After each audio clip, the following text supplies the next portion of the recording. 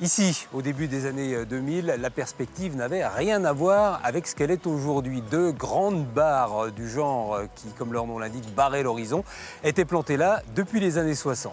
Pour faire de la place pour de nouvelles constructions, mais aussi permettre l'arrivée du tram au centre de Chenôve. En 2008, puis en 2010, c'est à coup d'explosifs qu'on va redessiner le paysage. La technique de foudroiement choisie est de très haute précision.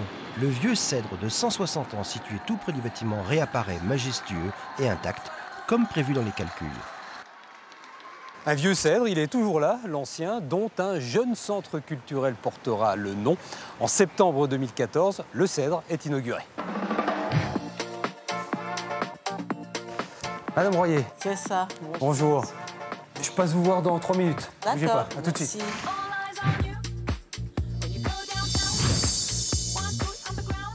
Léo Lachambre, vous êtes adjoint à la culture à la mairie de Chenôve. Si on revient un peu aux origines du cèdre, ouvrir il y a 10 ans une salle comme celle-ci dans une agglomération qui en compte déjà beaucoup, c'était pas un pari un peu risqué? C'est un véritable pari qui est fait à l'époque.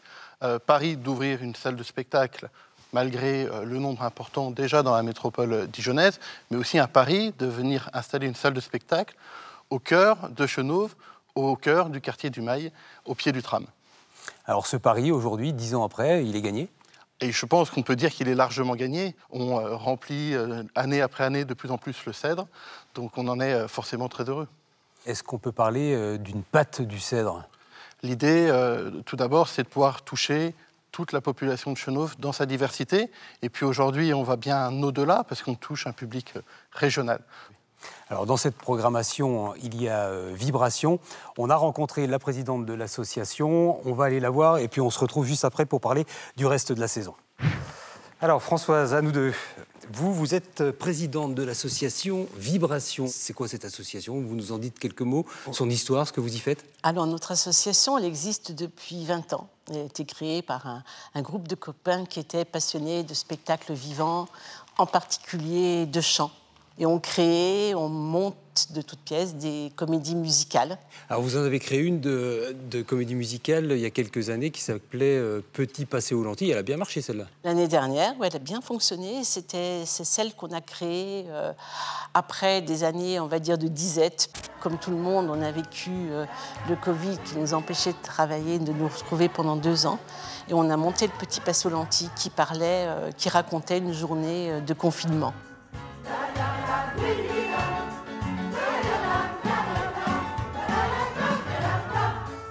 Maintenant, votre actualité, c'est maître chanteur. Vous nous en dites quelques mots? Oui, maître chanteur, c'est...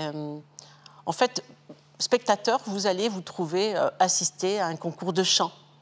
Et vous aurez même peut-être à participer. Jouer au cèdre, c'est un peu une consécration pour vous, non? Pour nous, c'est la salle qu'on aime. Parce que le cèdre, on est super bien accueillis, il y a même des gens qui nous reconnaissent.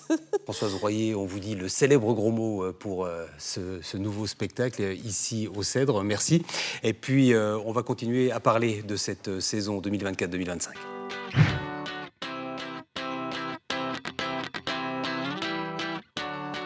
Léo Lachambre, une programmation comme celle du Cèdre, ça se fabrique comment? On vous démarche, vous allez démarcher les compagnies, comment ça se passe?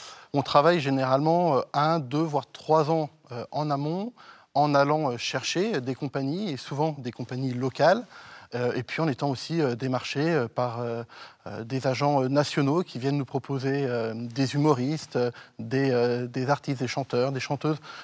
Quelques mots sur la programmation de cette saison 2024-2025.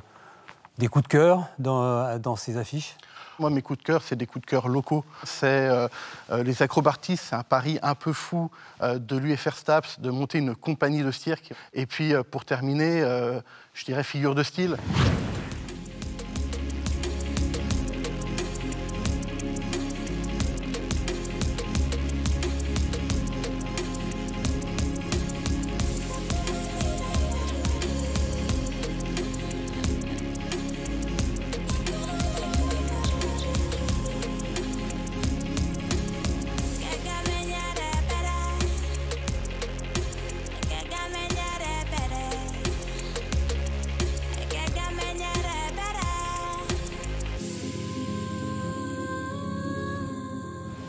Quelques pistes déjà pour la saison prochaine? Oui, on a commencé à broder cette saison.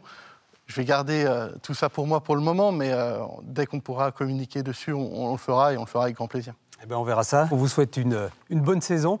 Et puis, pour en revenir là où on a commencé, le vieux cèdre va tranquillement sur ses 200 ans.